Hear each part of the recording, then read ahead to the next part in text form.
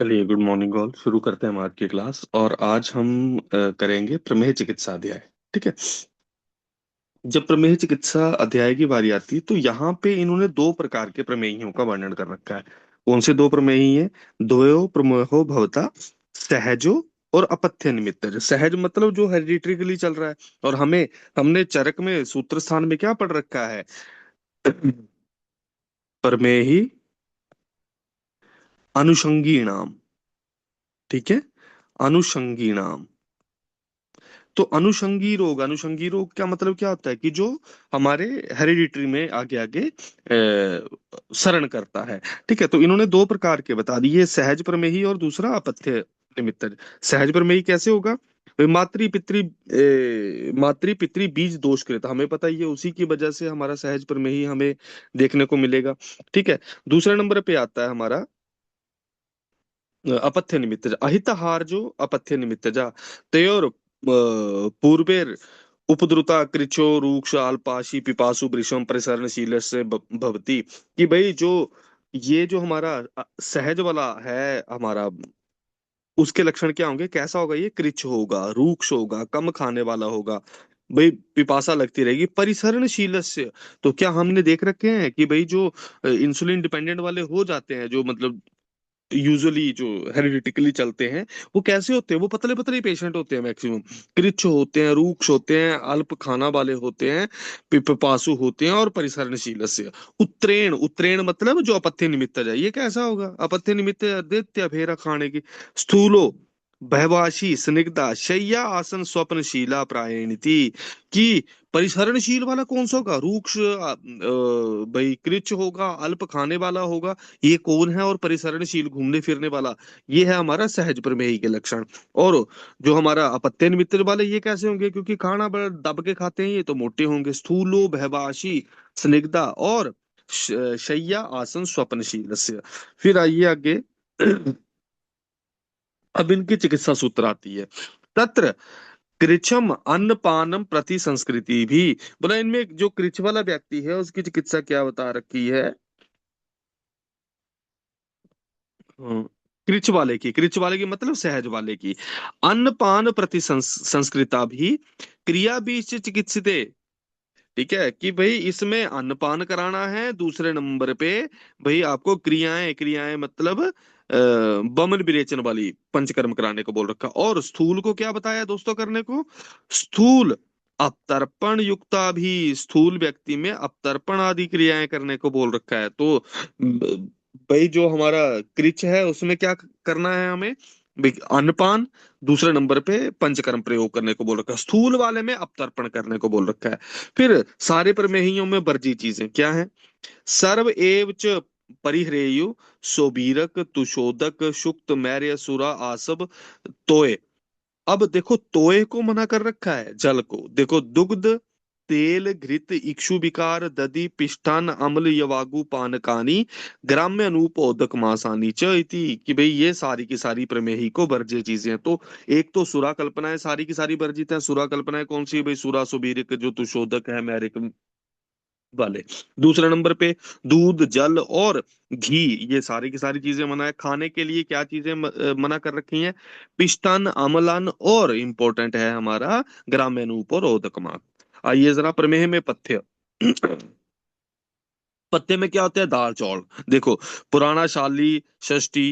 देखो, शाली षष्ठी यब गोधूमक।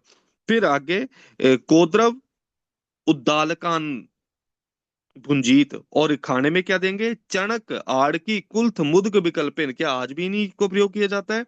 तिक्त क्षायाभ्याम च शाक गणाभ्याम की। तो कैसे इन्होंने शाक बता रखे हैं? तिक्त क्षाय गण। और कौन कौन से हैं ये? निकुंभ इंगुदी सरसप अत्सी तेल सिद्धाभ्याम। इसको गोला कर लेना। ठीक है। निकुंभ किसको बोलते हैं? दंती का पर्याय है। ठीक है। निकुंभ, फिर दूसरे नंबर पे इंगुदी, तीसरे नंबर पे ओ ना ना ना ना ना ना। क्यों नहीं है करने का? मैं जब बाकी है चीजों क्या आई है इन्हें करीटा। निकुंभ इंगुदी सरसप अच्छी तेल सिद्धाभ्याम। तो हमारे पास ये कौन कौन से आ गए? इनको कैसे याद रखना है? दासी। ठीक है। या तो सांडी, लिख लो आप, ओ पेंसिल नहीं है ये। हम्म, या तो सांडी लिख लो, सांडी। ठीक है, सांडी का तेल प्रयोग करना है। सांडी का मतलब क्या हुआ? एस से सरसप, ए से अच्छी, एन से आपका निकुंभ, और या एन डी से एक ही चीजें हैं, निकुंभ या दंती एक ही है, ठीक है, और आई से इंगुदी। ठीक है, सांडी का तेल, इसको ऐसे करके याद कर लो अब। ठीक है, सांडी का तेल यूज करने को बोल रखा है किसमें? भाई हमारे प्रमेह में। फिर बद मुत्रेर बा जांगलेर मास अपहृतम मेदो भीर अन्नामले घृतश्च इति, कि भाई आपको बद मूत्र होगा। ठीक है, तो इसमें क्या करने को बोल रखा है भाई इन्होंने? जो हमारे जांगल मांस है इन सबको खाने को बोल रखा है, अम्ल रहित, अनामले मतलब अम्लता ना हो, ऐसे बोले खट्टे नहीं खाने हैं ये। फिर प्रमेय में शोधन विधि, प्रमेय में शोधन विधि क्या करने को बोल रखी है? सबसे पहले क्या कराएंगे? तत्रादिताय प्रमेयण स्निग्धम एतेन तेलेन प्रंगवादि सिद्धेन वा घृतेन बामेत प्रगाढ़म विरेचेत, कि भाई इन्होंने क्या करने को बोल रखा है? प्रगाढ़ बमन करने को। ठीक है, प्रगाढ़ बमन करने को बोल रखा है, और विरेचन। ठीक है, प्रगाढ़ बमन और विरेचन करने को बोल रखा है। तो पहले स्नेहन करेंगे, फिर भाई विरेचनाद अनंतरम सुरसादी क्षाय, कि विरेचन के बाद सुरसादी क्षाय, क्षाय से भाई अस्थापन बस्ती देने को बोल रखा है। अस्थापित महौषध भद्र दारु मुस्ता वापेन, और मधु सैंधव युक्तेन दह्यमानम च निग्रोध आदि क्षायन निस्तेलेन, कि भाई तेल रहित निग्रोध आदि क्षाय से इन्होंने अस्थापन बस्ती देने को बताया है। ठीक है, तो हमारे पास क्या क्या चीजें आई दोस्तों? कि पहला नंबर स्नेहन, स्नेहन करने के बाद क्या, स्नेहन किससे करने को बोल रखा है? प्रेंगवादी से, सिद्ध घृत से। फिर उसके बाद प्रगाढ़ बमन करा के विरेचन कराना है। विरेचन करने के बाद कैसी स्थापन देनी है? सुरसादी गण से सिद्ध द्रव्यों में, जहां पे महौषध भी है, भद्रदारु भी है, मुस्ता भी है, इन सबको मिलाकर भाई इन्होंने स्थापन बस्ती देने को बोल रखी है। और जो होगा हमारा दाह्यमानेन च, अगर जो दाह युक्त वाला है, दाह युक्त वाला प्रमेही, जिसमें दाह हो रहा है जिसे प्रमेही को, उसमें हमें भाई तेल रहित निग्रोध आदि गण के क्षय के साथ, तो इसको हाईलाइट कर लेना, तेल रहित निग्रोध आदि गण का क्षय का प्रयोग किसमें करना है? जहां पे उसको दाह हो रहा हो। फिर आइए, तथा शुद्ध देह वाले व्यक्ति को अब क्या करने को बोल रखा है? ये इंपॉर्टेंट है, हरिद्रा और मधु मिलाकर आंवले का रस पिलाएं। ठीक है, हरड़ और मधु। और दूसरा नंबर पे त्रिफला प्लस इंद्रायण देवदारू नागर मोथा का क्वाथ पीने को बोल रखा है। तीसरे नंबर पे शाल, ये सारे के सारे द्रव्य जो है आंवले के रस के साथ देने को बोल रखे हैं। और ये 5 योग बता रखे हैं जो प्रमेह नाशक हैं। अब आता है आगे जो हमारे 20 प्रकार के प्रमेह हैं। उन 20 प्रकार के प्रमेहों में कि भाई कौन कौन से प्रमेह में कौन कौन सा यूज होता है क्षय। ठीक है, ये यहां से क्वेश्चन पूछा जा चुका है। तत्र उदक में ही नाम पारिजात क्षायम पाएत, कुछ चल रहा एनपी एनपी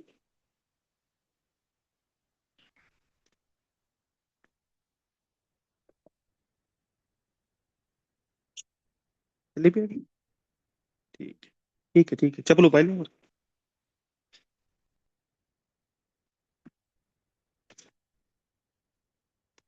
अब देखो, तत्र उदक में ही नाम पारिजात क्षायम पाएत। उदक में ही में किसका करने का? तो इसको याद रखना, जल परी हम पढ़ते हैं ना, जल परी है ना। उदक में ही को मैं जल भी बोल सकता हूँ, परी से मतलब पारिजात क्षाय, तो जल, जल परी हो गई। फिर बेजंती माला होती थी, वो इक्षु की बेजंती है, तो इक्षु में ही नाम बेजंती क्षाय। इक्षु में ही में क्या है, किसका क्षय देने को बोल रखा है? बैजंती क्षय। फिर सूनी, सूनी से मतलब सू से सुरा में, नी से निम्ब क्षय। ठीक है, सीची, सिक्ता में ची से चित्र क्षय। तो आपको इसको हाईलाइट कर लेंगे, सिक्ता में ही नाम चित्र क्षय। फिर शाखा, शाखा से मतलब है शनेर में ख से भाई खद्र क्षय, इसको हाईलाइट कर लेंगे। फिर अगला आता है भाई लवण में, लवण में क्या प्रयोग करने को बोल रखा है?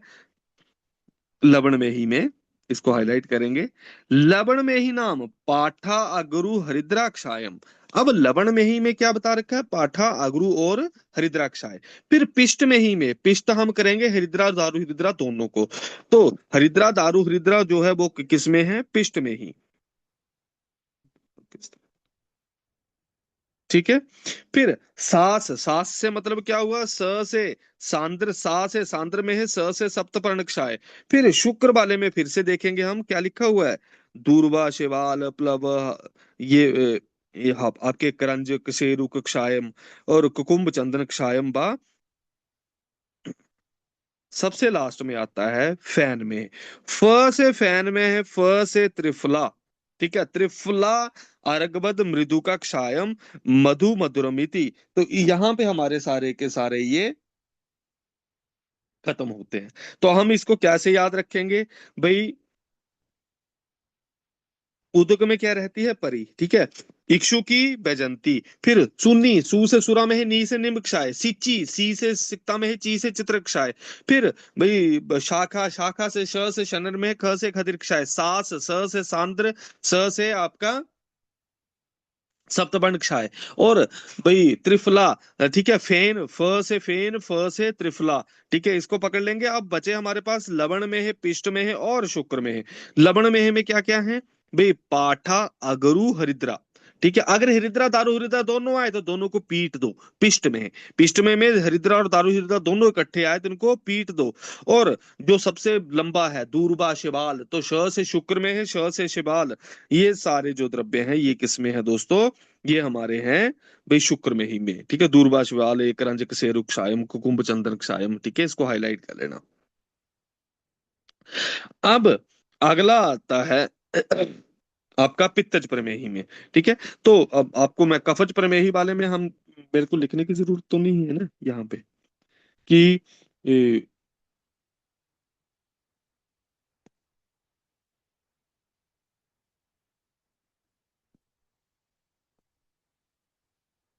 ठीक है,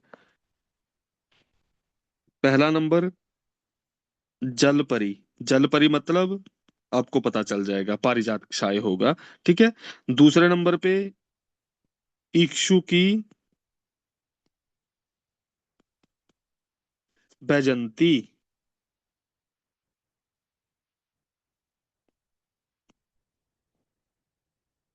ठीक है, फिर अगला सुन्नी, सींची। इसको बस पेज पे लिख लेना।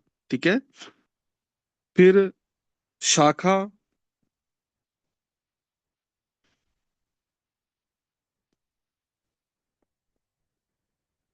फिर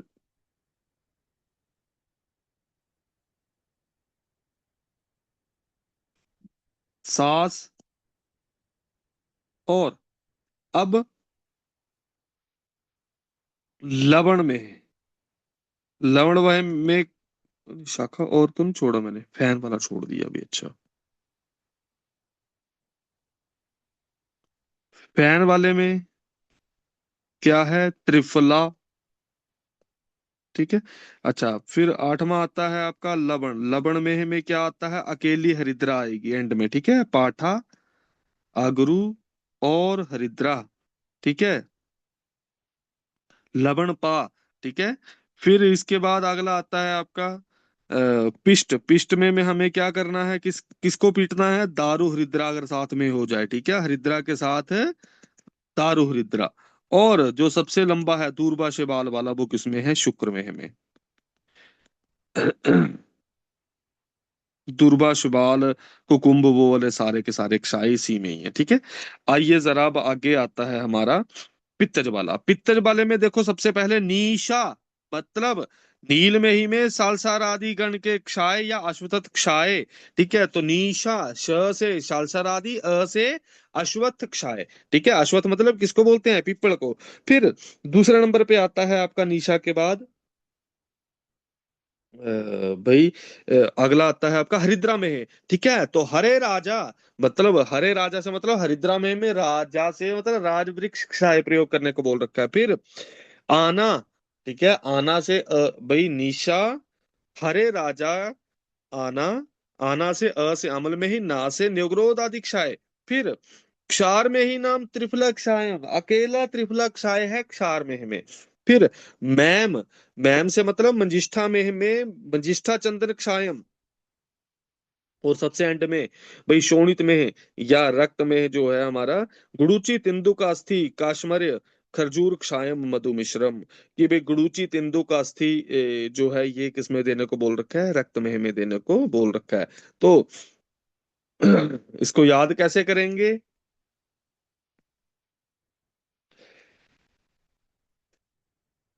नी शाह, शाह से आपको पता चल जी सालसरादि क्षाय और अ से अश्वत्थ क्षाय, ठीक है। भाई हरे राजा, हरे मतलब हरिद्रा, राजा से राज वृक्ष, ठीक है, के पास आना, आना आ से अमल में, न से निग्रोध आदि क्षाय। फिर भाई मैम, ठीक है, तो निशा मैम हरे राजा के पास आना, मैम से क्या है मैम, ठीक है, म से मंजिष्ठा में, म से भाई आपका मंजिष्ठा का ही प्रयोग करने को बोल रखा है। और अब आपका दो बच गए, कौन से। क्षार में किसका है, अकेला त्रिफला का है। फेन में क्या है, त्रिफला के साथ और भी द्रव्य बता रखे हैं, कौन कौन से। त्रिफला, भाई आपका अरगबद और मृदिका क्षाय, ठीक है। लेकिन जो हमारे पास आता है फैन में के अलावा, जो क्षार में है इसमें दोनों के दोनों है, ठीक है। और रक्त में है या शोणित में है में क्या प्रयोग करने को बोला? गुड़ूची तिंदुक अस्थि काश्मरीय खरजूर, इसको हाईलाइट कर लेना, ठीक है। इस तरीके से हमारे जो ये साध्य प्रमेय हैं इनमें इन्होंने योग बता दिए। लेकिन अब असाध्य जो हमारे पास प्रमेय है, कौन से होते हैं असाध्य प्रमेय दोस्तों। कौन से होते हैं असाध्य प्रमेय। असाध्य प्रमेय होते हैं हमारे पास जो बातज प्रमेय है। क्यों, क्योंकि क्या क्या होता है, विरुद्ध उपक्रमत्वात होने की वजह से, ठीक है। तो आइए जरा इस पे देखते हैं क्या लिख रखा है। सर्पी में ही नाम, सर्पी में ही में क्या प्रयोग करने को बोल रखा है, इसको हाईलाइट करेंगे। सर्पी में ही नाम कुष्ठ कुटज पाठा हिंगू कटु रोहिणी कलकम गडुची चित्र क्षायण पाएत। फिर दूसरा नंबर पे आता है बसा में, बसा में क्या है, अग्निमंत क्षाय शिशंपा क्षाय, ठीक है।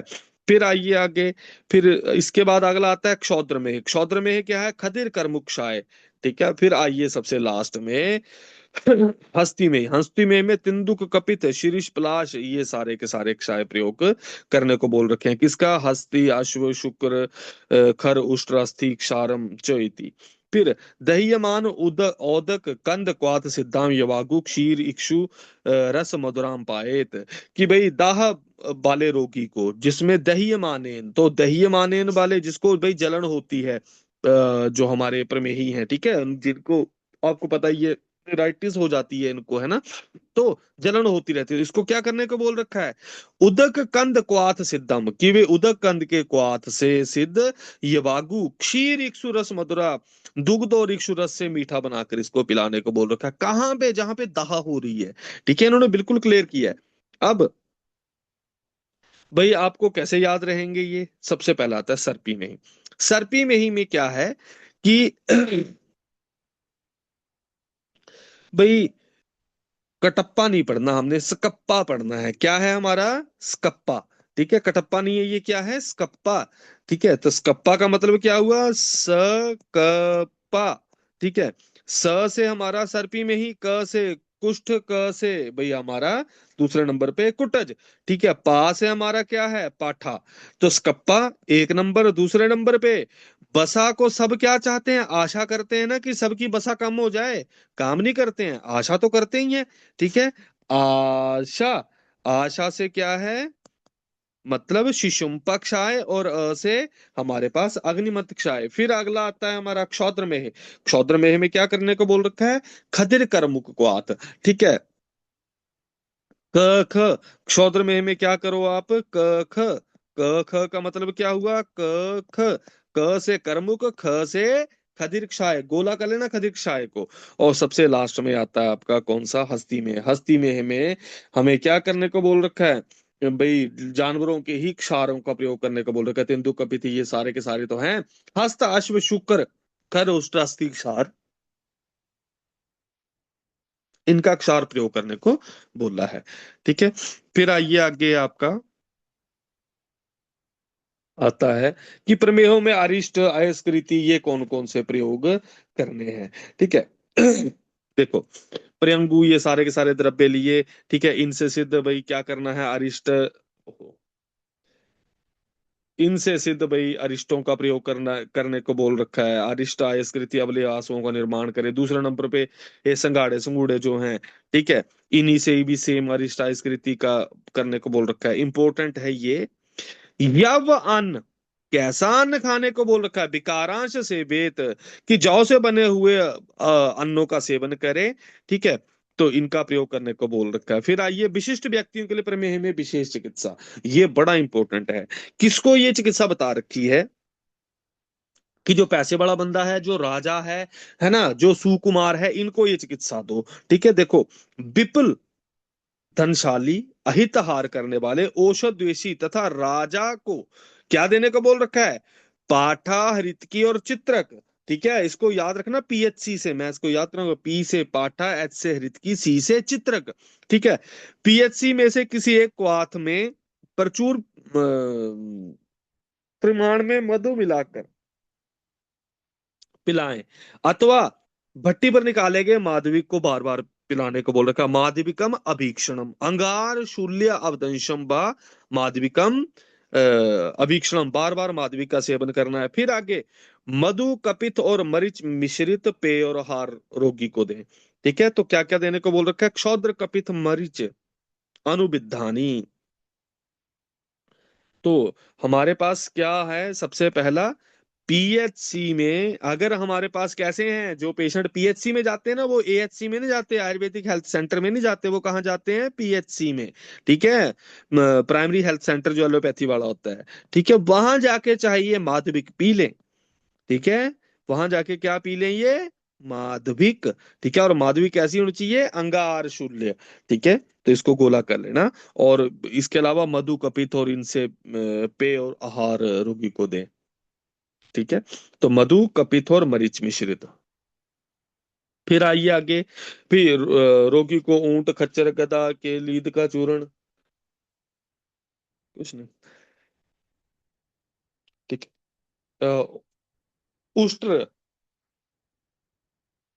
ठीक है, उष्ट्र अश्वतर और भाई खर पुरुष चूर्णानी च अस्मै दद्यात दशनेशु, कि भाई इसके लीद के चूर्ण को अन्न में मिलाकर खाने को दें। ठीक है, ये देनी है, लिद्दे देनी है खाने को तुमने। फिर दूसरे नंबर पे हिंगू और सेंधा नमक मिश्रित यूश और सरसों युक्त राग के साथ भोजन दे। दूसरे नंबर पे भाई जो विरोधी ना हो इस प्रकार के रस और गंध युक्त पेय और भोजन का प्रयोग करने को बोल रखा है। फिर बड़े हुए प्रमेह रोगी को क्या, व्यायाम, कुश्ती, खेल, इनको सबको करने को बोल रखा है। ठीक है, घूमने फिरने को भाई आपने शस्त्र करो या फिर भाई युद्ध करो। फिर आइए साधन रहित प्रमेही के लिए, ये तो आ गया भाई जो अमीर बंदे थे इनके लिए ट्रीटमेंट प्रोटोकॉल। लेकिन साधन रहित है जो, ठीक है, इनको शिलोच वृत्ति में रहने को बोल रखा है। इन्होंने अलग अलग के लिए अलग अलग चीजें बताई हैं। देखो जरा, सबसे पहला, परिक्रमणम चंक्रमण गत आगतम इति एक इति अर्थः सर्वतो भ्रमणम इति अन्ते, कि भाई जो हमारे ये परिक्रमण संक्रमण, ये बोला एक ही बात है, घूमना ही मतलब है सबका, ये डल्लन ने बोला है। ठीक है, ये डल्लन, यहां तक ये डल्लन का श्लोक है। आइए यहां से श्लोक शुरू होता है सुश्रुत का। ठीक है, अधनस्त्व अबंधवो वा, कि भाई जो धनहीन है, जिसके बंधु भी कोई नहीं, बंधु मतलब कोई साथ में नहीं है, केयर टेकर नहीं है साथ में कोई भी, कि बीमार पड़ जाए तो कोई भी, माँ बहन बहन भाई जो भी है साथ में कोई भी नहीं है, पत्नी नहीं है या पति नहीं है किसी का, वाह, पाद त्राण। ठीक है, कि इन्होंने क्या बोल रखा है, कि बिना जूतों के, ठीक है, और छाते के, वैक्ष्याशी ग्रामे एक रात्रि वासी, मुनिरीव संयत आत्मा योजनम शतम अधिकम बा गच्छेत। वेरी वेरी वेरी इंपॉर्टेंट, कि भाई जो अधनवान है, जिसके पास पैसे हैं नहीं, वो पहले नंगे पैर रहे, छाता भी हाथ में नहीं होना चाहिए। खाना कैसे लेना? भिक्षाहार। भिक्षाहार मतलब निराहारी होता है कि जो मिल गया सूखी रूखी वो खाओ और आगे निकलो। ग्राम्य एक रात्रि वासी, एक गांव में एक रात्रि के लिए रुके और मुनियों के तरह संयम आत्मा रहते हुए कितने योजन, योजन शतम अधिकम बा गच्छेत, कि 100 से अधिक योजन चलने को बोल रखा है। फिर इसके आगे क्या बता रखा है? महाधनोबा, जिसके पास पैसा बहुत है, महाधनोबा श्यामक, निवार, फिर भाई वृत्तिर, आमलक, कपित, तिंदुक, आशमंतक, फलहारो, मृग सह बसेत, कि भाई श्यामक निवार का सेवन करे, साथ में इसके फलों में किसको खाए? आमलक, कपित, तिंदुक, आशमंतक, इनका आहार करते हुए मृगों के साथ रहे। तन मूत्र शकृत वक्षा सततम अनुव्रजेद, वा, कि भाई इन्हीं का मूत्र शकृत को ग्रहण करे। ठीक है भाई, तन मूत्र शकृत, की तन मतलब इन ये मृगों के साथ रहते हुए भाई उनके पीछे पीछे घूमे। ठीक है, सतत अनुव्रजेद, अनुव्रजेद मतलब फॉलो करे उनको, जहां जहां वो जाए वहां वहां चलते रहे। अब आता है अगला, ब्राह्मणों को कैसे रहना? ब्राह्मणों वा शिलोच वृत्तिर भूत्वा बरम रथ उद्धरेत, कि शिलोच वृत्ति का सेवन करना है ब्राह्मणों को। ठीक है, कि भाई शिलोच वृत्ति का कहने का मतलब कि भाई उसको हार्ड एंड लाइफ को जीने को बोल रखा है, और ब्रह्म रथ का उदाहरण करना है। अब जो खेती बाड़ी करने वाले उनको क्या करने को बोल रखा है? कि भाई खड्डे खोदो, कृषेत सततम इतरा खनेद व कूपम। ठीक है, कि जो कृष सॉरी जो कृषि कार्य करता है उसको क्या करने को बोल रखा है? कि खनन करने को, कुएं खोदे वो। ठीक है, कुएं खोद मतलब बॉडी को पूरा इंडल्ज रखे अपना। और कृषम तू सततम रक्षेत, और रक्षा किसकी करनी है कॉन्टिन्यूटी में? कृष व्यक्ति की। तो यहाँ पे कितने बंदे आ रखे हैं? पहला नंबर अधनवान, और ये पहला नंबर आ गया। ठीक है, अधनवान और बंधु वाला, उसको बोला नंगे पैर घूमो भाई, भिक्षाहार करो, 100 योजन चलो। दूसरे नंबर पे आते हैं महाधनु। महाधनु को क्या बोल रखा है? श्यामक निवार का सेवन करो, साथ में इसके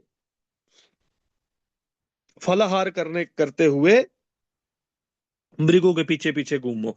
फिर भाई तीसरा नंबर पे आता ब्राह्मण। ब्राह्मणों को क्या करने को बोल रखा है? शिलोच वृत्ति का धारण करो, और भाई ब्रह्मरथ का धारण करो। और कृषि कार्य करने वाले को क्या करने को बोल रखा है? कि भाई वे कूप का खनन करे। और लास्ट में कृच्छम तू सततम रक्षेत, की सतत रक्षा करनी है किसकी? कृच्छ की। फिर आइए आगे, आदनो वैद्य संदेश आद एवं कुर्बान न तंत्रिता, कि भाई जो निर्धन व्यक्ति वैद्य के आदेशानुसार भी तंद्रा ना लेते हुए, मतलब आलस से रहित तो होकर भाई संवत्सरम अंतराद प्रमेहा प्रतिमुच्यते, 1 साल में उसको प्रमेह उसको छोड़ देता है।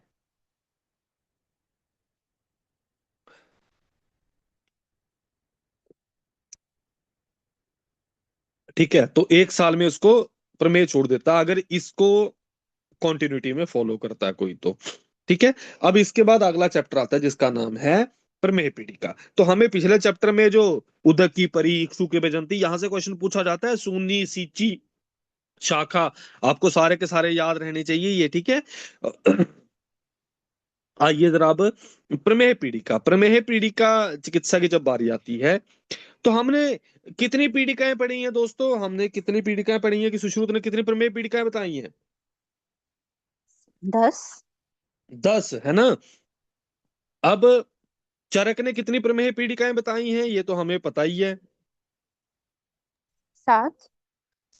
चरक ने 7 बताई हैं। सुश्रुत ने और अष्टांग हृदय ने कितनी बताई हैं? 10 की संख्या को फॉलो करते हैं। ठीक है, लेकिन मतलब ऐसे ग्रोसली जो है। फिर इसके बाद तीसरे नंबर पे आपका आता है काश्यप। काश्यप ने कितनी मानी है प्रमेय पीड़िकाएं? 8। ठीक है, तो ये हमें पता ही है। और भोज ने कितनी मानी है? 9। ठीक है, ये प्रमेय पीड़िकाओं की संख्या पता है। लेकिन जब हमने पढ़ा था कि सुश्रुत ने 10 मान रखी है, यहां पे पढ़ो जरा, श्राविका आद्या नव पीड़िका प्राग उपता, कि भाई जो हमने श्राविका आदि 9 पीड़िकाएं पढ़ी, हमने तो 10 पढ़ी है, तो यहाँ पे 9 क्यों लिख रखा है? ठीक है, ता प्राण बतो, बोले किसकी? बोले जो प्राणवान है, अल्पत्वक मांस प्राप्ता, जो अल्प त्वचा और मांस में स्थित हो। मृदु अल्प रुजा, मृदु और अल्प वेदना वाली हो। फिर शीघ्र पकने वाली हो, ठीक है, और फूटने वाली पीड़िकाएं साध्य होती है। क्षिप्र प्रपाक वेदनाश साध्या। फिर आइए प्रमेह पीड़िकाओं में अवस्था अनुसार क्रिया विशेष का निर्देश। इनमें से इनसे पीड़ित प्रमेह रोगी की चिकित्सा करनी चाहिए। अब देखो, सबसे पहले तत्र पुरु रूपेण अपतर्पणम, बड़ा इंपॉर्टेंट है। पूर्व रूप में क्या कराओ? अपतर्पण। और साथ में वनस्पति क्षायम वस्त मूत्रम चोपदिशेत, कि भाई साथ में इसके वनस्पतियों का क्वाथ और वस्त मूत्र। वस्त मूत्र किसको बोलेंगे? बकरे को। बकरे का मूत्र का प्रयोग करने का बोल रखा है। एवं अकुर्वत तस्य मधुरहारस्य मूत्र स्वेद श्लेष्मा च मधुरी भवति, कि भाई सबसे पहला आपको क्या करने को बोल रखा है? आप तर्पण करो, वनस्पति मूत्र इनका सेवन करो। बोले इस नियम का पालन ना करते हुए बंदा अगर भाई क्या करता रह रहा है कि भाई मधुर चीजों का सेवन करता रह रहा है, फिर उसके बाद भाई उसको जो दिक्कतें हैं वो बढ़ जाएंगी। ओबियस है, वो प्रमेह की अभिव्यक्त हो जाएगा। प्रमेह हो अभिव्यक्तो भवती। तो पहले पूर्व रूप में क्या करने को बोल रखा था दोस्तों? अपतर्पण, वनस्पति क्षय, वस्त मूत्र का प्रयोग। लेकिन अगर वो बंदा मधुर आहार को छोड़ता नहीं है, ठीक है, फेरा दिया हुआ उसने मीठे को पूरा, फिर दूसरे नंबर पे क्या करने को बोल दिया इन्होंने कि भाई उसके मूत्र स्वेद श्लेष्मा ये सारे के सारे मीठे हो जाते हैं, तो वो क्या हो जाएगा? भाई प्रमेही व्यक्ति जो है उसमें प्रमेह अभिव्यक्त हो जाएगा। अभिव्यक्त हो गया तो ऐसी कंडीशन में क्या करना? ये दूसरी कंडीशन आई। अभिव्यक्तो तत्र उभेतो, ठीक है, तत्र उभेतो संशोधनम असेवेत, कि इस कंडीशन में हमें उभे तो संशोधन कराना है। एवं अकुर्वतस्य, कि भाई इस कंडीशन पे भी अगर हमने नहीं ट्रीटमेंट किया, दोषा प्रवृद्धा मांस शोणित प्रदूष्य। अब तीसरे स्टेप पे क्या हुआ? मांस शोणित का दोष दूषित हो गए, ठीक है। शोफम जन्यति उपद्रवान व कांशी, तो भी शोफ उत्पन्न कर देगा या उपद्रव पैदा कर देगा। तो ऐसी कंडीशन में चिकित्सा क्या बताई है? तत्रोक्ता प्रतिकारा सिरा मोक्षश्च, कि भाई ऐसी कंडीशन में हमें सिरा मोक्षण, थर्ड स्टेप पे सिरा मोक्षण बताया है। अब ऐसी कंडीशन पे भी अगर हमने नहीं किया तो क्या हो जाएगा? एवं अकृत शोफो वृद्धो, कि भाई अगर हमने इस शोफ की कंडीशन में भी हमने रक्त मोक्षण भी नहीं किया, हमने सारे ट्रीटमेंट प्रोटोकॉल को छोड़ते जा रहे हैं, तो रुजा विदाहम अपद्यते, कि भाई रुजा और विदाह उत्पन्न हो जाएगा।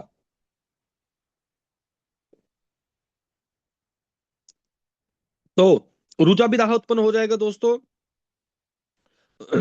रुजा विदाह आपद्यते तत्र शस्त्र प्रणिधानम उक्तम व्रण क्रिया उपसेवा च, कि भाई ऐसी कंडीशन में हमें क्या करना है? शस्त्र का और व्रण की चिकित्सा करने को बोल रखा है। मैं स्टेप्स पे आऊंगा।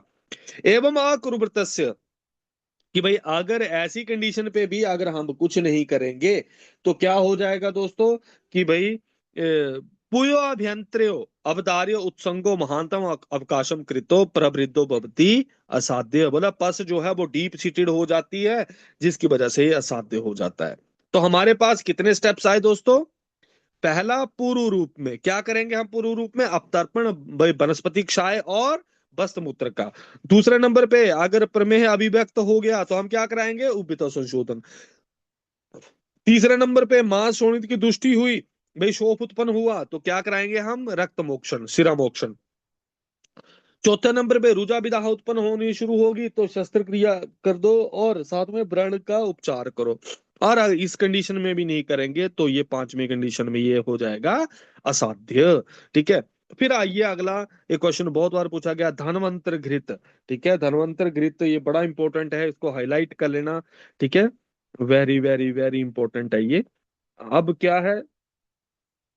तो ये बलातक बिल्व ये सारे के सारे द्रव्य लिए, ठीक है। 10 फल, जौ बेतर और कुल्थी, एक एक प्रस्थ, इन द्रव्यों को 4 गुना जल में बनाया, क्वाथ क्वाथ को अग्नि से उतार कर इसमें बचा निशोथ, ये सारे के सारे मिलाकर ये एक प्रस्थ घृत पाक कर लिया, ठीक है। मेह शोथ गुलमूदर ये सारी की सारी ये जो है विदृति पीड़िका को नष्ट करता है, ये धनवंतर गृत है। फिर ये बड़ा इंपॉर्टेंट रेफरेंस है, दुर्वरेच्या ही मधुमेही नाम भवंती। बहुत बार रेफरेंस, क्या दुर्वरेच्य प्रमेही होता है ना? मधुमेही। क्यों? उसका कारण बता रखा है। मेदो अभिव्याप्त शरीरत्वात तस्मात तीक्ष्ण तेषाम शोधनम कुर्वीत, कि दुर्वरेच्य होते हैं मधुमेही। क्यों होते हैं दुर्वरेच्य? कि भाई मेद अभिव्याप्त, कि भाई मेद बहुत ज्यादा बढ़ गया होता है शरीर में, इसलिए ये दुर्भिरेच्य होते हैं। फिर पीड़िका पीड़िता स उपद्रवा सर्वाय प्रमेहा प्रमेहा मूत्र आदि माधुर्य मधुगंध सामान्यात परिभाषिकीम मधुमेहाख्याम लभन्ते। कि भाई पीड़िका युष्ट, ठीक है, और उपद्रव युक्त सभी प्रमेह मूत्र आदि की मधुरता में मधु के तुल्य गंध धारण करने के कारण मधुमेह संज्ञा प्राप्त करते हैं। तो मधुमेह संज्ञा क्यों होती है? कि मूत्र की गंध मधु के समान हो जाती है। इसको गोला कर लेना। तो पहला आपको क्वेश्चन पूछा जाएगा कि इनमें से कथन सही है? दुर्वरेच्य ही मधुमेही नाम, बिल्कुल सही कथन है ये। क्या ये इसकी एक्सप्लेनेशन ठीक है कि भाई मेदो अभिव्याप्त शरीर शरीरत्वात् की मेद व्याप्त होने से शरीर में, तो ये दोनों के दोनों इसकी रीजनिंग और असर्शन जो है, इसमें ऐसा क्वेश्चन बन भी सकता है ये, ठीक है, क्योंकि मेद व्याप्त होता है इसलिए ये मधुमेही जो है दुर्विरेच्य होते हैं। और हमें इसमें क्या करने को बोल रखा है? तीक्ष्ण संशोधन, ठीक है। आइए जरा अब आगे।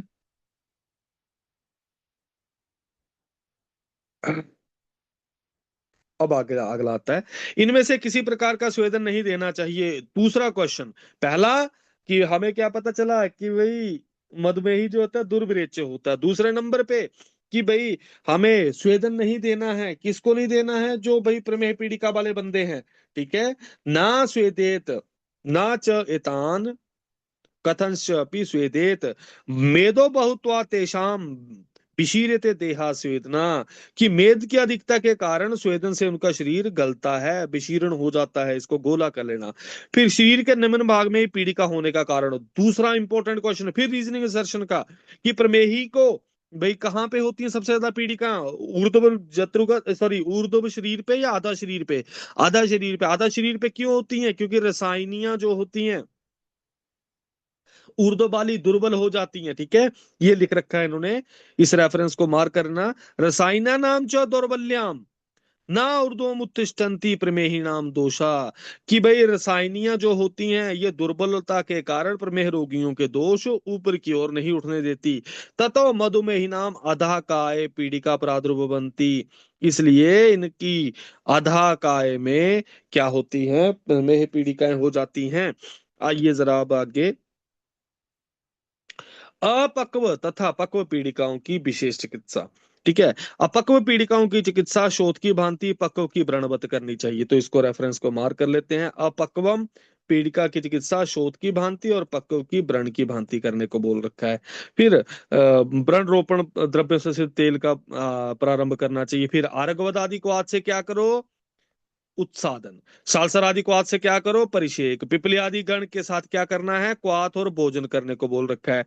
फिर ये तीनों के तीनों इंपॉर्टेंट है। आरकवत आदि के साथ क्या करना? उत्सादन। तो आपको याद रहना चाहिए आरकवत आदि के साथ उत्सादन।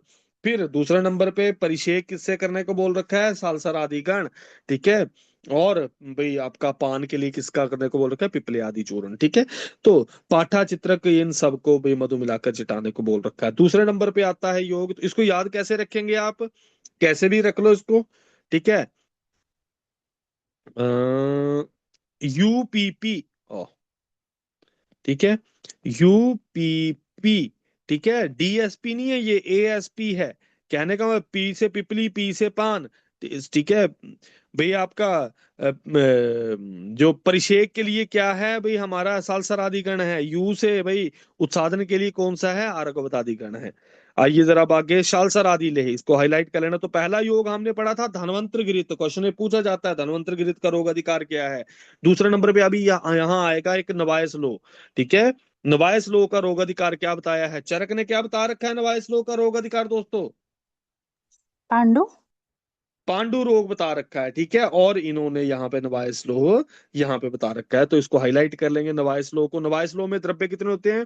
10 द्रव्य, ठीक है। नभ प्लस आयस। नभ द्रव्य कौन से हैं? त्रिफला। त्रिफला हरड़बेड़ आंवला हमें पता ही है। फिर त्रिकटु और त्रिमद, ठीक है। त्रिमद क्या है? मस्त होके बीची, ठीक है।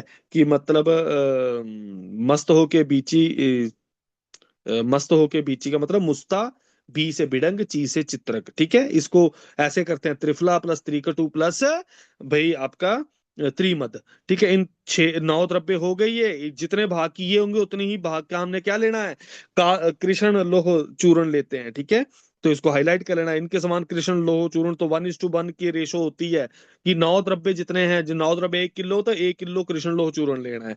फिर इसको किसके साथ सेवन करने को बोल रखा है, मधुघृत के साथ सेवन करने को बोल रखा है। ठीक है, तो इसका अनुपान क्या है, मधुघृत, ये याद रखना आपको। फिर आइए अगला, लोहारिष्ट, हाईलाइट कर लेंगे। लो शालसर आदि के द्रव्यों को चतुर्थांश क्वाथ में अवशिष्ट रहने पर अग्नि से उतार दो, तो शालसर आदि गण के क्वाथ वाले द्रव्य आगे। फिर पिपले आदि गण के द्रव्यों को महीन पीसकर घृत से भावित करके भाई इसको पिपली चूर्ण मधु के साथ पुते हुए पवित्र दृढ़ घड़े में रख दो। फिर बुद्धिमान वैद्य तीक्ष्ण लोह के अनेक चिकने पत्रों को, तो तीक्ष्ण लोह के पत्रों को खदिर के अंगार पर तपाकर इसमें डालें। फिर भली भांति गड्ढे का मुख बंद कर दें। कितने मास तक, 3-4 मास, या जब तक लोह गल ना जाए तब तक जौ की राशि में रखें। तो हमें लोहारिष्ट बनाने के लिए कितने माह के लिए रखने को बोल रखा है, 3 या 4। फिर आगे, या जब तक गल ना जाए। फिर प्रतिदिन अग्नि बल के अनुसार भाई अनुकूल आहार का सेवन करते हुए, ये बलवान व्यक्तियों को कृच्छ और मंद अग्नि को दीप्त करता है, शोथनाशक है, गुल्म कुष्ठ मेह पांडु रोग को मिटाता है, प्लीहोदर विषम ज्वर को शीघ्र नष्ट करता है, अभिषंध को दूर करता है। तो ये सारा का सारा हमारा क्या है, ये हमारा है जो है लोहारिष्ट। फिर लोहारिष्ट के बाद आगे वर्णन कर रखा है इन्होंने, प्रमेहिणा। ठीक है, प्रमेह निवृत्ति के लक्षण ये बता रखे हैं, इस रेफरेंस को मार्क करेंगे। प्रमेहिणो यदा मूत्रम अपिच्छलम अन्नाबिलम विषदम तिक्तम कटु तदा आरोग्यम प्रचक्षते। इसको रेफरेंस मार्क कर लेना कि अगर प्रमेही का मूत्र अगर कैसा है, अपिच्छल है, और भाई अन्नाबिल, भाई गंदला नहीं है, गंदा नहीं है, ठीक है, विशद तिक्तम कटु, और तिक्त कटु हो जाए, तो इससे हमें क्या समझना चाहिए, तदा आरोग्यम प्रचक्षते, कि भाई ये आरोग्य वाला लक्षण है। ठीक है, अब इसमें कौन से वाले योग हैं हमें पता ही है, सालसर आदि ले है, धर्मांतर घृत है, और भाई आपका लोहारिष्ट है, और नवायस लोह है। तो इसको कैसे याद रखना है हमें, साले धनवंतरी को बोल प्रमेह पीड़िका को नए लोहे से काट दे। ठीक है, लिख लेंगे आप योगों को, साले धनवंतरी को बोल प्रमेह पीड़िका को नए लोहे से काट दे। कहने का मतलब, साले से सालसरादि ले, धनवंतर से भाई, साले से सालसरादि, धनवंतर से धनवंतरी से धनवंतर, जो है प्रमेय पीड़िका से प्रमेय पीड़िका, नए से नवायस लोह, लोह से लोहारिष्ट। ठीक है, तो हमारे पास ये सारे के सारे योग यही बता रखे हैं। और लोहारिष्ट जो है कितने मास तक बता रखा है बेटा, 3 या 4 मास तक। ठीक है, इसको लोहे के पात्र में रखने को बोल, जब तक ये गल ना जाए। ठीक है, इसको गोला कर लेना। फिर आइए अगला हमारा आता है अब प्रमेह, प्रमेह पीड़िका नहीं, मधुमेह चिकित्सा। देखो, मधुमेह चिकित्सा में जब दोस्तों वर्णन हम पढ़ने लगते हैं, तो मधुमेह में यहाँ पे शिलाजीत का वर्णन आता है, और शिलाजीत के वर्णन करते हुए, अच्छा, नवाइस लो का मैंने आपको बता दिए ना, चरक ने कहाँ बता रखा है। ठीक है, भाई चरक ने कहाँ बता रखा है, पांडु रोग में। ठीक है, सुश्रुत ने प्रमेय पीड़िका, अच्छा एक, हाँ, ये लिख लेना, नवायस लोह, चरक ने तो पांडु, और काश्यप का है इंपॉर्टेंट, काश्यप ने शायद शोथ रोग में बता रखा है। ठीक है, काश्यप ने किस में बता रखा है, शोथ रोग में। सुश्रुत का आपको पता है, ये यहाँ पे है। फिर आइए आगे, मधुमेह चिकित्सा। देखो, मधुमेहित्वान अपन्नम विषग भी परिवर्जितम, योगेन अनेन मतिमान प्रमेहिणाम उपाचरेत, कि मधुमेही को मधुमेही प्रमेही रोग की चिकित्सा को प्राप्त बुद्धिमान वैद्य को इस योग के द्वारा उपचार करना चाहिए। कैसे, भाई पहला नंबर शिलाजिती, शिलाजीत के बारे में क्या बता रखा है, मासे शुचे शुक्रे शुचो, शुक्रे शुचो कौन सी वाली मास होता है, ग्रीष्म ऋतु। ठीक है, अगर आपको याद होगा, तप तपस्य, तप तपस्य किसको बोलते हैं, तप तपस्या बोलते हैं आपका शिशिर ऋतु को, ठीक है। फिर मधु माधव किसको बोलते हैं? बसंत। ये सुश्रुत ने बता रखा है नामकरण है ऋतुओं का, ठीक है। और शुचि शक्रो, शुचि शक्रो किसको लिए बोल रखा है? जो हमारा ग्रीष्म ऋतु है, ठीक है। तो ग्रीष्म ऋतु में क्या होगा? शेला सूर्यांशु तापिता, की सूर्य की किरणों से भाई शिलाएं जो है तप्त हो जाती हैं। फिर कैसा स्राव निकलता है उसमें से? जतु प्रकाशम स्वरसम शिलाभ्याम प्रसरवंती ही, कि जतु के प्रकाश का स्राव निकलता है। इसको हम क्या बोलते हैं भाई? जतु प्रकाश, ठीक है। इसको गोला कर लेना, जतु प्रकाश स्राव निकलता है। जतु किसको बोलते हैं? जातु शल्य पढ़ा आपने प्रशल्यों में हमने। जतु बोलते हैं लाक्षा को, ठीक है, लाख को। तो बोला कि भाई वो शराब जैसा निकलता है उसको शिला जतु बोलते हैं। शिलो शिला जतु इति विख्यातम सर्व व्याधि विनाशनम, very very very important. Dash विख्यातम सर्व व्याधि विनाशनम, ये रेफरेंस पूछा जाएगा। ये कौन है? शिला जतु, ठीक है। फिर आइए, त्रपवादी नाम तू लोहा नाम शाणा नाम, कि भाई ये त्रपादि लोहादि इन सब से मिलने से 6 प्रकार का होता है। फिर शिलाजत्य के भेद और धातु विशेष के अनुसार रस वीर्य। ज्ञेयम स्वगंधत्वम गंधताश्च अपि षड योनि प्रथितम क्षितौ लोहाद भवति तद्यस्मा शिला जतु जतु प्रभवम, कि भाई ये क्या बोल रखा है कि शिला जतु जो है जतु प्रभवम हमें मिलता है। कितने प्रकार के हैं? ये 6 प्रकार के हैं, हम इसको आगे पढ़ेंगे, ठीक है। फिर आय शिलो जतु की उत्तरोत्तर श्रेष्ठता। तत्र लोहस्य तद वीर्यम, ठीक है, तद वीर्यम रसम च अपि बिभ्रति तत् त्रपुसादीनां प्रधानम उत्तरोत्तरम यथा प्रयोगे श्रेष्ठा श्रेष्ठ गुणा स्मृता, कि भाई लोह अर्थात धातुओं से संबंधित होने के कारण शिला जतु इन धातुओं के वीर्य रस को भी धारण करती है। जिस प्रकार रांगा सीसा लोह आदि धातु उत्तरोत्तर श्रेष्ठ होती है, उसी प्रकार से शिला जतु भी उत्तरोत्तर गुण वाली श्रेष्ठ मानी गई है। शिला जति के सामान्य लक्षण क्या बता रखे हैं? कैसा रस बता रखा है? तिक्त कटु क्षाय अनुरसम सरम, कि मेन रस इसमें तिक्त कटु है, अनुरस है क्षाय अनुरस। कटु पाकी उष्ण वीर्यम, विपाक कटु है और वीर्य उष्ण है। च शोषणम छेदनम, तथा और शोषण और छेदन करता है ये, ठीक है। लेकिन जो श्रेष्ठ शिला जतु है वो कैसा होना चाहिए? तेषु तु कृष्णम अलघु, जो बोला कृष्ण है अलघु है, स्निग्ध निरशर्करम च यत गोमूत्र गंधी यत चपी ततः प्रधानम प्रचक्षते, चरक ने भी गोमूत्र गंधी जो है शिला जतु को श्रेष्ठ बोल रखा है, ठीक है। आइए जरा अब आगे आपका क्या चलता है? तत्भावितम सार गणेर हित दोषे दिनोदय पिबेत सारोद के निष्लक्षण पिष्टम यथाबलम जांगल रसेन तस्मा जीर्णे च भोजेत। कहने का मतलब क्या है कि भाई बमन विरेचन द्वारा शुद्ध शरीर वाले व्यक्ति को सालसर आदि के क्वाथ के साथ पीसे हुए शिलाजतु को सालसर आदि के क्वाथ के साथ ही अग्नि बल के अनुसार परताकल पीने को बोल रखा है। औषध पाचन होने पर जांगल जीवों के मांस रस के साथ आहार खाने को बोल रखा है। तो सालसर आदि गण का ही वर्णन इसमें मुख्यतः हमें मिल रहा है, ठीक है। अब तो हमें क्या पता चला कि सालसरादी गण के क्वाथ के साथ पीसना है इसको, फिर सालसरादी गण के साथ ही पीने को देना है शिला जतु को। अब लिखो शिला जतु के भेद, जगह है कितने का, ठीक है। शिला जतु के भेद, ठीक है।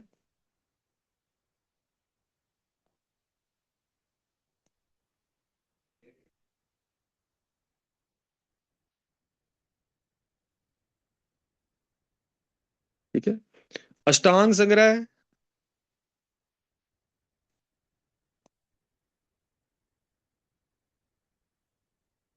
अष्टांग संग्रह और सुश्रुत 6 भेद, ठीक है।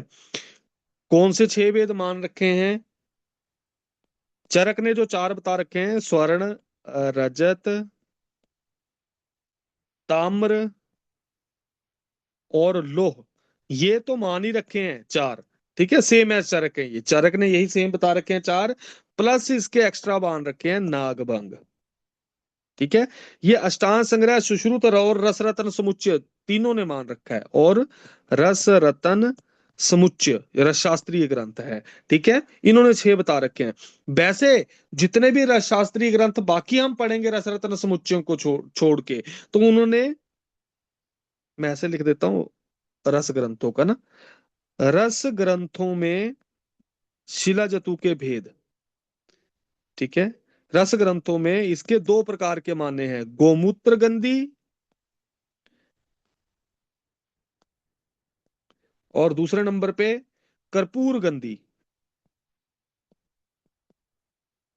गोमूत्र गंधी और कर्पूर गंधी। ठीक है, इनमें श्रेष्ठ जो होता है ये बेस्ट होता है जब हम रस ग्रंथों को पढ़ते हैं। ठीक है, लेकिन इसमें भी रसरत्न समुच्चय ने कितने भेद बता रखे हैं इसके, शिलाजीत के 6। और चरक ने कितने भेद बता रखे हैं, चरक ने 4 भेद बताए हैं। कौन से? स्वर्ण रजत ताम्र और लोह, इन्हें सर्वश्रेष्ठ उन्होंने लोह बता रखा है। इन सब में भी सर्वश्रेष्ठ लोह ही है। ठीक है, इन सब में भी सर्वश्रेष्ठ क्या है जो सुश्रुत ने बता रखा है, इसमें भी लोह है। और इन्होंने गोमूत्र गंधी जो ये मान रखा है यहाँ पे। ठीक है, और अगर आपको शिलाजीत का प्रयोग करना है तो किसके साथ करने को बोल रखा है, सालसर आदि के क्वाथ के साथ। पहले इसको भावना देनी है, फिर इसके सालसर आदि क्वाथ के साथ इसका पान करने को बोल रखा है। आइए जरा अब इसके बाद आगे क्या है इसको पढ़ते हैं। ये नहीं है, ये श्लोक आता है अब। यहाँ देखो, एक तो शिलाजीत का वर्णन हमें मिलता है ना दोस्तों, यहाँ पे हमें एक चीज और का वर्णन मिलेगा आगे, वो है स्वर्ण माक्षिक और रजत माक्षिक का। ठीक है, पर पहले हम इसके बारे में पढ़ेंगे, इसके शिलाजतु के बारे में। शिलाजतु के बारे में क्या लिख रखा है भाई, इस रेफरेंस को मार्क करेंगे। उपयुज्य तुला में गिरिजदा अमृतो, तो कितनी मात्रा में, कि भाई 1 तुला की सेवन करने से भाई गिरिजाद अमृतो मात, भाई अमृत के समान हो जाता है। बल वर्ण बला पे तो मधुमेह विवर्जिता, कि भाई मधुमेह से मुक्त हो जाता बंदा, बल वर्ण बढ़ जाता है। जीवेत वर्षतम 100 साल जीता है। पूर्णम आजरो आम्र सन्निभा, कितनी मात्रा सेवन करने से, तुला। शतम शतम तुलायम च तू सहस्रम 10 तोलिके, की भाई 100 100 साल जीता रहता है एक एक तुला खाने से। तो 10 तुला खा लेगा तो 1 साल की आयु हो जाएगी। ठीक है, बलातक विधानेन परिहार विधि स्मृता, वेरी वेरी वेरी इंपॉर्टेंट। किसके समान इसकी परिहार विधि है, ये रेफरेंस पूछा जाएगा, आपको क्वेश्चन पूछा जाएगा ये ऐसे वाला, कि बलातक विधान के समान ही इसकी परिहार विधि है। फिर मेह कुष्ठ अपस्मार उन्माद शली पदम गरम, शोषम शोफ अर्शसी, गुलम पांडुता विषम ज्वरम, अपोहत्य। ठीक है, अचिरात कालम शिला जतु निषेवितम, नासो अस्ति रोगो यम च अपि निहन्यात ना शिला जतु। रेफरेंस मार्क फिर से कर लेना, कि ऐसा कोई रोग नहीं है जो बेशिला जतु से सेट ना हो पाए। ठीक है, फिर आगे आओ आप अगला, कि भाई और क्या बता रखा है इन्होंने। शर्करा चिर संभूता विनक्ति च तथा अश्मरीम भावना लोड़ने च अस्य कर्तव्यम वैश्यजेर हिता। कहने का मतलब, ये दीर्घ काल से उत्पन्न शर्करा अश्मरी का भेदन करता है, इसमें हितकर औषधियों की भावना देनी चाहिए और उन्हीं के साथ इसे घोल लेकर पिलाना चाहिए। ठीक है, एक अष्टांग हृदय का रेफरेंस है, मैं लिखने को जगह होगी तभी। ठीक है, एक अष्टांग हृदय का दोस्तों रेफरेंस है, अष्टांग संग्रह का, सॉरी, अष्टांग संग्रह का रेफरेंस है, वो लिखो। ना नासो अस्ति रोगा,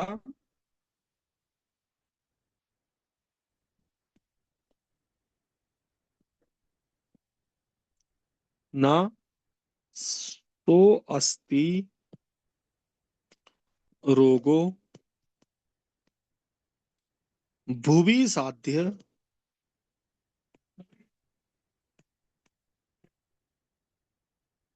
भुवि साध्य रूपो, साध्य रूपो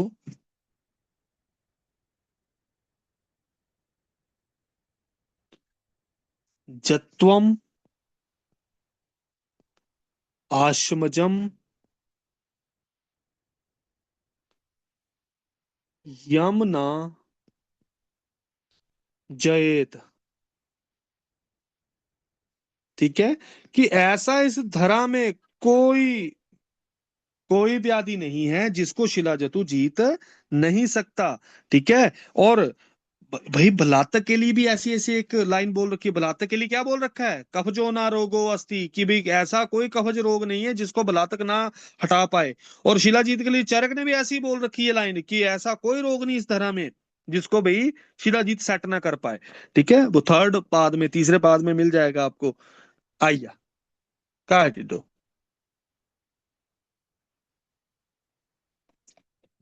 ओ नेथी तय को तू की, आइए तू मेरे।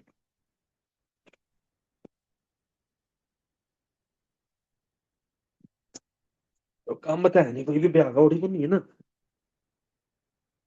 टेंशन नहीं लेनी है मिंज पढ़ाना डे छड़ी दे तू बात देख बड़ी है बेटी पर ठीक है भाई ये तू फिर देख पैर ठंडे कितने कने पूरे चढ़ेला है आइए आगे श्लोक नंबर 17-18 एवं च माक्षिकम धातु मैंने आपको क्या बोला कि शिलाजीत का प्रयोग बता रखा है दूसरा माक्षिक का आगे हमें तुबरक तेल का भी वर्णन मिलेगा ठीक है देखो यहाँ पे क्या बताया माक्षिकम धातु तापिजम अमृतोपमम ये इसको फिर से अमृतोपमम बता दिया मधुरम कांचन आभम कांचन मतलब कांचन किसको बोलते हैं सोने को आमलम बा रजत प्रभवम कि भाई जो हमारी पहले नंबर ओह मैंने गलत हाईलाइट ही गलत कर दिया अच्छा हाँ इसको कर लो आप मधुरम कांचनाभम और दूसरे नंबर पे अमलम बा रजत प्रभवम कि भाई जो हमारे पास मधुर है वो कौन सी वाली है स्वर्ण वाली कांचनाभ मतलब स्वर्ण वाली जो स्वर्ण माक्षिक है ये मधुर है और अम्ल कौन सी है मैं टिटू बाहर डिंडा फिर यहाँ ड्राइंग कर दे इतने अट पाट पहले अट ठंडे ना अट टर्म काट फिर तो जैम लैंड जाना फिर यहाँ बट कहना टंग मिंजो इतनी बड़ी थोड़ी देर में पुराना दे ठीक है तो मधुरम कांचनाभम अम्लम बा रजत प्रभुमम पिबन हंती क्या क्या रोगों को ठीक करता है ये इसको पीने से जरा कुष्ठ मेह पांडु आम्य वक्षाण ठीक है इन सारे रोगों को ये ठीक करता है फिर तत्भावितम अब इन्होंने क्या चीजें मना कर रखी हैं स्वर्ण माक्षिक सेवन काल में कपोत कुलथांश विवर्जित ठीक है कि इसके सेवन काल में कपोत और कुल्थ मना है पंचकर्म गुणातीत क्वेश्चन में पूछा जाता है पंचकर्म गुणातीत किस व्याधि के लिए बोला गया कुष्ठ के लिए ये शब्द किसके लिए किसका पर्याय है ये इसका पर्याय किसका है पंचकर्म गुणातीत कुष्ठ के लिए दोस्तों तत्भाविताम कपोत कुल्थांश विवर्जित कि भाई शिला जतु के सॉरी शिला जतु और माक्षिक स्वर्ण माक्षिक के सेवन के दौरान दो चीजें मना है कुल्थ की दाल और शिला ऋतु सेवन काल में चरक ने भी कुल्थ बता रखा है ठीक है गुरु विदाही और अन्न बता रखे हैं चरक का आप देखना एंड में बता रखा है पहले चैप्टर चिकित्सा स्थान के तीसरे पाद में ठीक है तो इन्होंने कुल्थ कपोत इन दोनों को मना कर रखा है और इन्होंने पंचकर्म गुणातीत श्रद्धा बंतम जिजीवेशु की जो पंचकर्म के गुणों से अतीत होगी ये डिजीज कौन सी है पंचकर्म के गुणों से अतीत लोगों के लिए सबसे पहला ऑप्शन पता क्या होता है वहां पे दिया हुआ वो दिया होता है आपका जो ये क्या बोलते हैं इसको देखो लो उरुस्तंभ उरुस्तंभ रोग सबसे पहले दिया होता है बंदा बोला था कि उसमें पंचकर्म नहीं करते हैं तो उसको हम उरुस्तंभ मार देंगे लेकिन पंचकर्म गुणातीत शब्द किसका पर्याय है कुष्ठ का पर्याय है ठीक है फिर आगे आता है आपका तुबरक विधान क्या है अब कैसा तुबरक लेना है देखो योगेन अनेन मतिमान साध्य अपि कुष्ठिनम कि इस योग के द्वारा जो साध्य कुष्ठ है ठीक है इसकी चिकित्सा करने को वृक्षा तुबरका ये कैसा वृक्ष वृक्ष लेना है तुबरक वृक्ष कैसा वृक्ष होना चाहिए पश्चिमा आरणम भूमिशु जो पश्चिमी मिंजो करना दे पाना लेना फिर कड्डा दे जो डाई देनी है मैं वाने मुझे तो बना दी है ठीक है तो पश्चिम समुद्र के तट पर स्थित ठीक है यहाँ पे जो पश्चिम समुद्र के तट पे स्थित है फिर लहरों की थपेड़ों से उठी हुई वायु के द्वारा कंपित पत्तों द्वारा तुबरक वृक्ष के पके हुए फलों को कौन सी ऋतु में ग्रहण करने को बोल रखा है हाईलाइट कर लेना इसको वर्षा ऋतु के आगमन पर एकत्रित करें ठीक है तुबरक फल को ग्रहण करना कब वर्षा ऋतु में फिर इन फलों की मींगी निकाल के मींगी मतलब इसकी जो गुठली होती है उसको निकाल के फिर सुखाकर चूर्ण बनाकर तिल के समान इसका तेल निकालना है ठीक है फिर आगे इस तेल को फिर अग्नि पर पकाकर तेल का जलियांश जलाएं और अग्नि पर पकाकर तेल के जलियांश को जलाकर भाई अग्नि से उतार कर 15 दिन उपलों के ढेर में रख दें तो इसको कितने दिनों तक भाई अवतार्य कृष्य च पक्ष मात्रम निदापेत तो पहला नंबर हमें क्या पता चला कि कौन से उसमें करना है नहीं नहीं नहीं गोपुनो इतने अट पाई दे दो थोड़ी देर रुकी है ना मैं टेटू बोल रहा है ठीक है पहला नंबर पे क्या है पश्चिम तट पे इन्होंने करने को बोल रखा है ठीक है कैसा लेना है पश्चिम तट पे कौन सी ऋतु में लेना है वर्षा ऋतु के आगम पे लेना है भाई तेल निकालना है फिर तेल को अग्नि पे पकाना है जलियांश खत्म करके फिर इसको 15 दिन उपलों के ढेर में रखना है फिर स्निग्ध स्विन्नो हरितमला पक्षाद ऊर्ध्वम प्रतनबान की जो भाई जिसका स्नेहन करा चुके हैं जिसका स्वेदन करा चुके हैं ठीक है और हरितमला जिसका भाई मल हमने दूर कर दिया है उनको पक्षाद ऊर्ध्वन ऊर्ध्वम कि भाई पक्ष के बाद, पक्ष मतलब 15 दिनों के बाद, चतुर्थ भक्तांतरिता शुक्ल आद्यो दिवसे शुभे। वेरी वेरी वेरी इंपॉर्टेंट, चतुर्थ भक्तांतरित, ये क्वेश्चन पूछा गया था। चतुर्थ भक्तां भक्तांतरित मतलब क्या हुआ? चतुर्थ भक्तांतरित का मतलब क्या हुआ कि भाई तीसरे दिन प्रातः काल, मतलब कहने का मतलब कि हम आहार जो खाते हैं, मतलब ये चतुर्थ भक्तांतरित का मतलब क्या होता है दोस्तों, कि हम सम अग्नि वाले को सिर्फ 2 बार ही खाने को बोल रखा है आयुर्वेद साइंस में, ठीक है।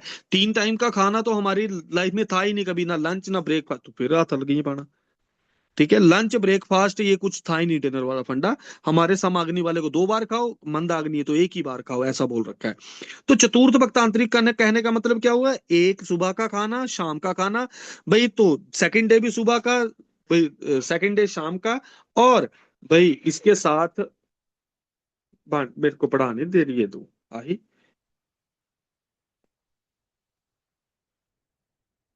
ठीक है, चतुर्थ भक्तांतरित होके मतलब चौथे दिन, सॉरी तीसरे दिन, इसको प्रातः काल जो है संसर्जन क्रम से पेया विलेपी आदि सेवन द्वारा बल को प्राप्त करके इस पवित्र किए गए तेल की मात्रा पान करें। इस भाई इन्होंने चतुर्थ भक्तांतरित में सेवन करने को बोल रखा है, तुबरक तेल का प्रयोग करने को बोल रखा है। फिर ये रेफरेंस पूछा जाता है मज्जसार महावीर, ये वाला रेफरेंस आपको पूछा जाएगा कि भाई ये किसके लिए बोला गया, कि भाई मज्जसार महावीर सर्वान धातुन विशोध्य शंख चक्र गदा, ये वाला रेफरेंस जो है। फिर इस तेल के प्रयोग से बम्र विरेचन के द्वारा रोगी के दोष एक साथ बाहर आते हैं। तेनस्य ऊर्ध्वम आदास्य दोषा। फिर रोगी को अल्पसने और लवण युक्त शीतल यवागु सायंकाल में पिलाएं। इस विधि से रोगी 5 दिन तेल पान करके एक पक्ष तक, तो 1:3 है इसका परिहार काल। परिहार काल क्या है इसका? 1:3। भाई 5 दिन सेवन करो, फिर 15 दिन के लिए सारा का सारा त्याग करके मुद का यूज सेवन करने को बोल रखा है। ये तो नॉर्मल है, ठीक है। तुबरक तेल से क्या होता है? बमन और विरेचन दोनों होते हैं। फिर आइए, पंचबीर दिवसे रेव सर्व कुष्ठम विमुच्यते, कि भाई 5 दिन में ही सारे कुष्ठ रोग उससे मुक्त हो जाता है ये। तो 5 दिन में ही सारे कुष्ठ रोगों से मुक्त हो जाता है, ये किसके लिए बोला गया है? तुबरक तेल के लिए। फिर इस तेल को खदिर से तिगुना क्वाथ में बलिभांति सिद्ध करके पूर्ववत उपलों की राशि में पकाकर 1 मास तक आलस्य रहित होकर सेवन करें। तो हमारे पास पहली चीज क्या आई, कि 5 दिन में ही ये रोग, कुष्ठ रोग से मुक्त कर देता है। फिर इस तेल से कितना डालने को बोल रखा है भाई खदिर क्वाथ हमें? भाई इस तेल से 3 गुना खद्य क्वाथ में इसको सिद्ध करके भाई 15 दिनों तक रखो, 1 मास तक इसको आलस्य रहित होकर सेवन करने को बोल रखा है। ये सारे कुष्ठों को नष्ट करता है। इस तेल का अभ्यंग करने से करके पूर्वोक्त आहार करें। जिस कुष्ठ रोगी का स्वर भेद हो, नेत्र रक्त वर्ण हो, मांस गल गया हो, कीड़े पड़ गए हो, इसके प्रयोग द्वारा शीघ्र स्वस्थ हो जाता है। फिर इस तेल को घृत और मधु मिलाकर खजरी के क्वाथ के साथ पीने से, और ठीक है, घृत और मधु खजूर क्वाथ से पीने से, पत्तियों के मांस रस का आहार देने से 200 वर्ष की आयु होती है। अब ये आता है इंपॉर्टेंट इसका पार्ट। इस तेल को 50 दिन तक नस्य देने से मनुष्य को उत्तम शरीर वाला, सुनी हुई बातें स्मरण रहती हैं और 300 वर्ष की आयु वाला हो जाता है। अगर इस तेल को हमने खजरी क्वाथ के साथ पान किया दोस्तों, तो 200 साल आयु हुई। अगर नस्य प्रयोग किया कितने दिनों तक? 50 दिनों तक, तो ये कैसा हो जाएगा? 300 वर्ष की आयु हो जाएगी। बस यही एक इंपॉर्टेंट है, ये क्वेश्चन पूछा भी जाता है, ठीक है। फिर भाई सा सा अंतम धूम्रतस्य मज्जा तु दग्धा क्षिप तेले सैंधव अंजनम पहलवा हन्याद नक्तांदे कांच नीली रोगम तैमरिकम च। कि भाई अगर इसको हमने तुभ्रक को अंतर्धूम विधि से, ठीक है, किस विधि से? अंतर्धूम विधि से। क्या क्या मिलाकर? सैंधव और तेल मिलाकर इसका अंजन को अंतर्धूम विधि से जला दिया, ठीक है। तो ये इस अंजन के प्रयोग से नक्तांद्य काच और नीली रोग नष्ट होंगे, ठीक है। इसको हाईलाइट कर लेना, अंतर्धूम विधि से अगर इसका अंजन प्रयोग किया, ठीक है। तो ये रेफरेंस नशे के लिए प्रयोग करेंगे, सुनी बातें स्वर्ण रह जाएंगी, है ना, और 300 वर्ष की आयु हो जाएगी। लेकिन अगर आंतरधूम विधि से किया इसका, तो भाई अंजन का प्रयोग किया हमने, तो क्या हो जाएगा दोस्तों, भाई हमारे नक्तांदे जो है, काच रोग है, नीली रोग है, इन सबको ये नष्ट कर देगा, तिमिर आदि रोगों को। ठीक है, तो इस तरीके से हमारा ये सारा का सारा चैप्टर मधुमेह वाला भी खत्म हुआ। तो हमने यहाँ पे सबसे इंपॉर्टेंट जो पार्ट पढ़ा वो क्या पढ़ा है, तुबरक विधान। और तुबरक का इन्होंने बता दिया कितने इस टू कितने, मैंने आपको बता दिया पहले ही, 1:3 का है रिस्क, रिस्क टू रिवॉर्ड नहीं बोलता मैं, मतलब 1:3 है यहाँ पे, कि भाई एक दिन आप सेवन करो, 3 दिन मतलब 3 गुना उससे क्या करो, परिहार काल। 5 दिन तक तेल पान करो, 1 मास, सॉरी 15 दिनों तक क्रोध लोभ और सारा मूंग बांग का आहारों का सेवन करने को बोल रखा है। ठीक है, तो ये इस सारे को देख लेना आप। तो मधुमेह चिकित्सा में एक शिलाजतु का प्रयोग है, स्वर्ण माक्षिक का प्रयोग, रजत माक्षिक का प्रयोग आया। स्वर्ण माक्षिक मधुर होती है, रजत माक्षिक अम्ल होती है। और भाई इसके बाद हमने अगला पढ़ा तुबरक विधान। तुबरक विधान में हमने सबसे पहले जो तुबरक का वर्णन पढ़ा, वो तुबरक जो है वो क्या करने को, कैसी लेने को बोल रखी है, पश्चिम ऋतु, सॉरी पश्चिम तट पे होने वाली। ठीक है, उसकी फलों को लो, फलों को लेकर भाई हमने वर्षा ऋतु में ग्रहण करके फलों को, भाई उसकी मज्जा निकाल के उसका तेल निकाल लेना। तेल निकाल दिया हमने, तो उसको क्या करना, अग्नि पे पका देना। अग्नि पे पकाएंगे तो तेल में से जलांश उड़ जाएगा, जलियांश उड़ गया तो उसको भाई 15 दिनों तक उपलों के ढेर में डाल के रखो। फिर उसके बाद बेस्निग्ध स्नेहन स्वेदन करने के पश्चात उसको चतुर्थ भक्तांतरित होने पर इस तेल का पान करना है। भाई मज्जसार महावीर है, ये इसके लिए रेफरेंस आया। और 5 दिन इसका सेवन करना है, 15 दिन सारी चीजें मना कर रखी हैं। ठीक है, 5 दिनों का सेवन करने से सारे कुष्ठों से मुक्त हो जाता है, ऊर्ध्ववादा शोधन हो जाता है बंदे का। अगर तेल को खदिर क्वाथ, 3 गुना खजूर को हाथ में, अगर हम इसको सिद्ध करके इसका 1 मास तक भाई इसका सेवन करने को बोल रखा है। और दूसरा नंबर पे, अगर कुष्ठ रोगी को स्वरभेद सुरभेद सारे लक्षण हो तो ये ठीक कर देता है जल्दी ही। और लास्ट में हमने 50 दिनों वाला पढ़ा, नस्य 50 दिनों तक प्रयोग करेंगे, सब कुछ याद रहेगा। और भाई 300 वर्ष की आयु होगी। ठीक है, तो आज के लिए इतना ही। कल हम क्लास, आपको पता ही कल ट्रैवलिंग डे होगा, हम परसों करेंगे अगला चैप्टर। आज के लिए इतना ही, till then take care, bye bye, have a good day.